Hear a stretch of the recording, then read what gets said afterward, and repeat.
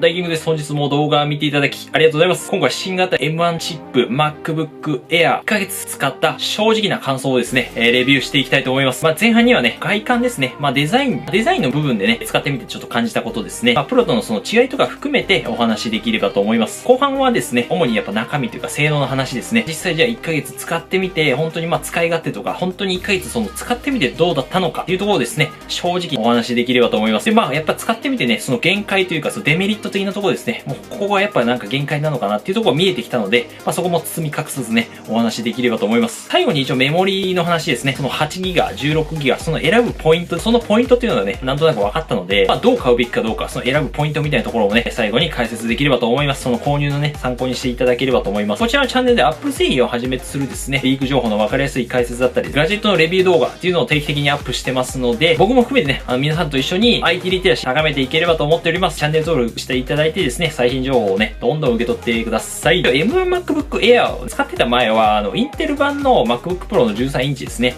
このフルスペック使ってたんですけども、Core i7 乗せたね、マシンですね。もちろんね、すごいいいマシンではあったんですけども、結構やっぱ熱をね、持つというか、発熱問題とかあったりして、やっぱ長時間作業とかすると、なんか動作が重たくなったりとか、うまく動かなかったりとかっていうのがあったんですよね。これはね、今 MacBook Air で発熱の問題とかね、かなり改善されたんですけども、一応このインテル版との違いとかの部分も、別の動画でね、しっかりとね、比較してますので、こちらもご覧ください。はい。で、一応外観についてなんですが、一応側面がね、プロとかと比べてね、細くなっていくね、デザインなんですが、このね、傾斜のあるデザインのおかげで、やっぱキーボードがね、打ちやすいですね、やっぱり。今まで13インチのプロを使ってたんですけども、形状がね、やっぱ真四角の形なんで、僕ずっとね、そのプロを使ってて、エアをね、初めてがっつり使ったんですけども、やっぱりキーボードね、なんか打ちやすいなと思って。これはね、面白い、非常にね、いいなと思ったポイントですね。操作するそのトラックパッド、エアの方が少し小さいんですけども、今までね、5年ぐらいね、僕さっき言ったようにプロをね、使ってきたんですが、5年ぐらい使ってきた僕でもですね、トラックパッド、一応スムーズに使えたりはしたので、特に問題なくプロと同じように使えてます。で、スピーカー性能なんですけども、Windows とかね、いろんなラップトップのね、パソコンっていろいろあると思うんですけども、それとかいろんなものと比べてもね、結構いいんじゃないかなと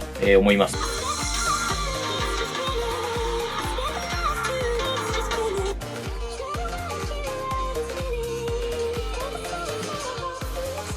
さっき言ったようにそのプロ13インチインテル版なんですけども、そっちの比較動画とかでも聞き比べたりね、したんですけども、やっぱ最大音量が、これなぜかわかんないですけど、エアの方がやっぱ大きいっていうことで、例えばその映画とかね、ゲーム体験とか、やっぱそういったものはエアがね、やっぱいいんじゃないかなと思いますね。さすがにプロの例えば16インチとかにはかなわないんですけども、13インチでもね、しっかりね、いい音がね、出てるんじゃないかと思います。インカメラ性能っていうのがね、ちょっと残念なんですけども、720p のね、以前と同じ画質で、ノイズとかね、ひどかったりするんですけども、以前のインテル版とかと比べると、イメージプロセッサーですね。画像処理が、M1 のね、MacBook の方では入ってるので、多少はね、ちょっとマシかなっていうところですね。そんなに、大きな違いっていうのはないけど、ちょっとね、ノイズとかは少なくなってます。熱をね、持ちにくくなってですね、バッテリーのね、持ちももちろんいいので、例えば長時間ね、Zoom とかでビデオ会議とか、オンライン会議したりしても、外出先で使ったりもできるので、そういった感じで、活躍の場っていうのはね、結構広がってるんじゃないかなと思います。で、画面に関してはですね、以前のそのインテル版の MacBook Air では対応してなかったですね、光色域ですね。光色域の P3 っていうものに対応しましたので、簡単に言うとその画面上で表現できる色ですね。色の、表現できる色の範囲が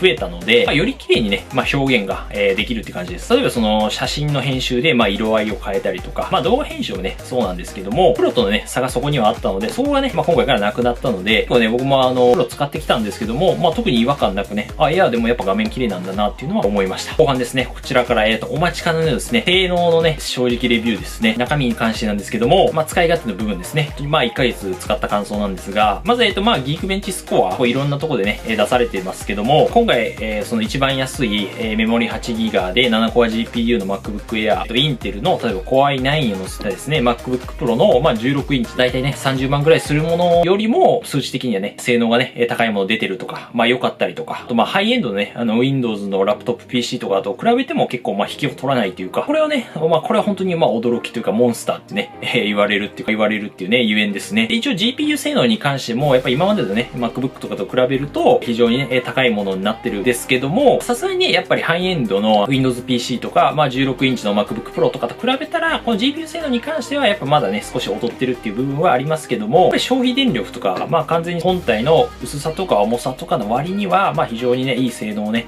これ小型のボディで、持ち運べるってっていう意味では非常にね、いいんじゃないかなと思います。それで、中身の動作に関してもね、1ヶ月、しっかり使ってみましたけども、やっぱりね、本当に、この印象は変わらずですね、1ヶ月で、サクサクね、やっぱりウェブブラウジングとか、普段の使い勝手非常にいいなと思いましたね。特にやっぱそのスリープからの起動ですね、もう本当に起動に関しては、もう本当 iPhone とか iPad を使うような感じでですね、起動がめちゃめちゃスムーズですね。前々回かな、その比較動画作るときにインテル版をね、久々に起動したんですけども、スリープからね、起動する場合でも5秒ぐらいね、ラグがあって、たった5秒かって思うかもしれないんですけども、なんかその M1 に慣れてるからか、その5秒がすげえ長く感じたんですよね。遅いなみたいなインテルもそれぐらい、思うぐらい M1 はね、かなりスムーズなんだなと、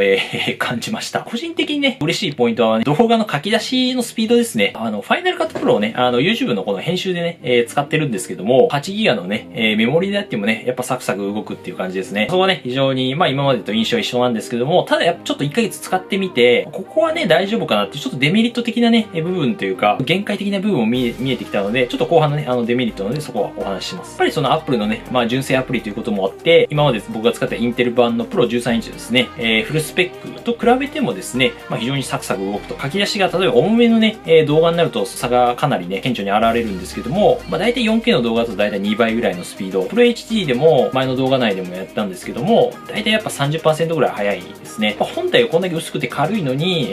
これだけやっぱ速いっていうね、やっぱモンスターだなと思います。そしてね、やっぱバッテリーの持ちがね、めちゃめちゃいいですね。もちろん書き出しのね、スピードっていうのが速いのに、速いプラス、バッテリーの消費量っていうのは、インテル版と例えば比べると、バッテリー消費半分なんですよ。個人的にはこれがね、結構嬉しいなっていうポイントですね。バッテリー持ちがね、基本的にやっぱ倍になったので、カフェとか、外でね、ちょっと作業することも増えました。今までは結構ね、がっつり作業すると、3時間ぐらいかな。そのぐらいで、インテル版とかでなくなってたので、どうしようもなくね、電源探すのめんどくさいんで、自宅でどうしても作業するっていうことがね、多かったんですけども、編集作業とかでもね、気軽にやっぱ外に持ち出して、こう編集マシンとしてね、使えるので、これがね、結構いいなっていうところですね。一応ね、実際試して、前回の動画とかやってみたんですけど、充電せずにね、1本の、僕の動画ぐらいだったらですね、充電なしでも、そのまま編集会社先でね、できるぐらいなので、今までだとね、こういったことを考えたことあんまなかったので、これ非常にね、嬉しいですね。ここまで、すごいメリットというか、ここまで良かった点をね、どんどん話してきたんですけども、ここからちょっと注意点というか、デメリット的なところですね。一応 8GB メモリね、一番安いモデル使って、1ヶ月使ってみて、その限界みたいなところもね、ちょっと見えてきたので、デメリットの部分っていうのも正直ね、ちょっとお話ししたいと思います。起こったのが、メモリ不足っていうね、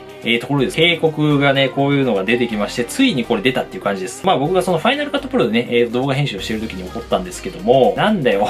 おいおい、みたいな。なんだよ、おい、その 8GB メモリで足りるって言ったじゃないか、みたいな。って思ったから、ちょっと待ってくださいね。これにはね、理由があるんですね。じゃあ、詳細を説明するとですね、前回とその前々回の動画ですね。これ見てもらうとどういう内容かわかるんですけども、動画の編集中にそのメモリですね、要するに記憶容量が、足りないっていうことで、こうアプリを、強制終了してください。そういうポップアップがね、警告ですね。そういうのがやっぱ初めて出たんですよね。でしかもその 4K 動画とかじゃなくて、僕の動画でいつも使っている 1080p のフル HD っていうね、一般的な画質のものですね。動画で、20分をね、超えるような動画を編集してた時です。この警告が出た理由としては、もちろんその動画はちょっと20分超えて重めのものだったっていうのも、あるんですけども、単純にやっぱ SSD のね、この容量の不足っていうのがね、原因かと思います。今回一番安いモデルの、その、256GB 容量で、容量も使ってるんですけども、そのもう容量がもう正直もうマックスの状態で、かつそのメモリの方も、ファイナルカットプロで編集してたんで、もう結構もう 8GB ほぼ使ってるみたいな、状態ですね。で、以前の動画でもね、ちょっとお話ししたんですが、そのメモリを例えばその 8GB ですね、物理メモリを超える場合だと、スワップ領域っていう部分がね、スワップ領域ってもので補って使えるっていうね、仕組みになってるんですけども、このスワップ領域ってね、どういうものかっていうと、メモリで足りない部分をですね、その SSD ですね、その容量の方で、一時的にその保存して、補うと。で記憶しておくっていう感じですね。置けるものなんですけども、今回の場合だと、SSD の方もね、ほとんどもう埋まっちゃってると。256GB はもうパンパンな状態で、さらにそのデータをね、もちろんそのメモリももうファイナルカットプロで使い切ってる感じなんで、データをその、要するにもう一時的に保存するとかできないんで、使ってないね、アプリとかをちょっと閉じてください。風な、ちょっと警告が出たっていう感じですね。シンプルに言えば、なんてもう容量が足りてない。どっちもメモリもSSD もって感じですね。なんで、256GB のね、容量のモデルでちょっとがっつり編集するっていうところの限界がちょっと来たっていうところですね。体感にはね、一応なるんですけども、その M1 になってね、ファイナルカットプロのそのプロジェクトファイルですね、編集するファイルの容量食うのがね、結構なんか重くなったなっていうね、食うのが多くなった、ちょっと気がしてます。だいたい今15分から、20分前後のね、動画を作ったそのプロジェクトが、4つ入ってるんですけども、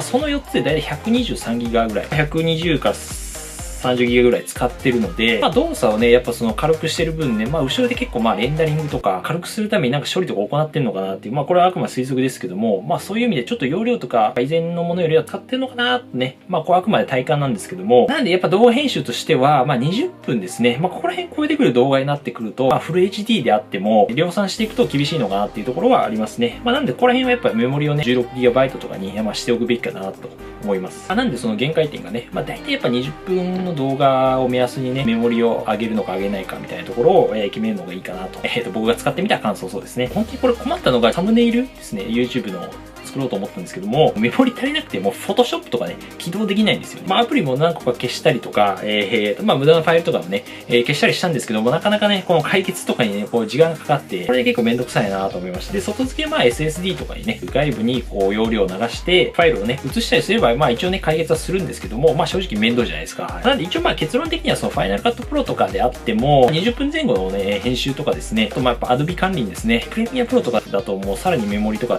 使うと思いますんで、やっぱね、そういった Adobe 管理のアプリとかよく使うんであれば、メモリですね、やっぱ 16GB にやっぱアップデートするべきかなと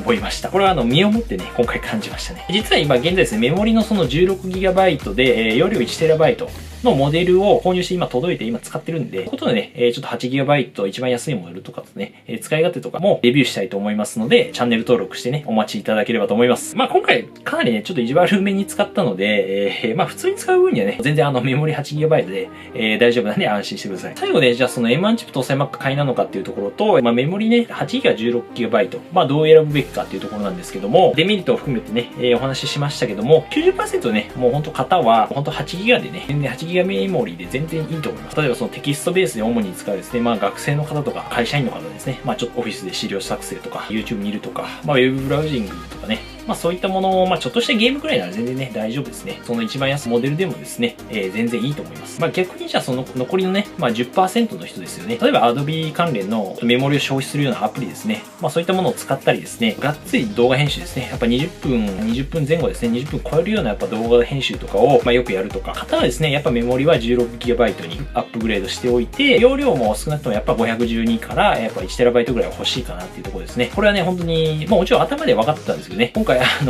実際体感してね、やっぱ改めて必要だなと思いました。それからもう一個選択肢としては、来年以降にですね、ハイエンドモデルが M1 チップにね、移行されるんですよね。噂されてるんで、結構確実かと思います。例えばその MacBook の、おそらく14インチとか16インチに M1 チップがね、もっと高性能なものがね、搭載されると思うんで、それまでね、多分半ばぐらいになると思うんですけど、来年の。そこまでやっぱ待つのがね、おすすめかと思います。すでに上位モデルね、その情報とかリーク情報とかも出てきてますので、そっちに関してもね、動画にして、解説もちろんいたしますので、チャンネル登録してお待ちいただければと思います。ということで、こちらの動画少しでも役に立った方はですね、チャンネル登録、グッドボタン、コメントもね、もちろん気軽にお待ちしております。毎回ね、すべて見させていただいております。ありがとうございます。ということで、また次回の動画でお会いしましょう。バイバイ。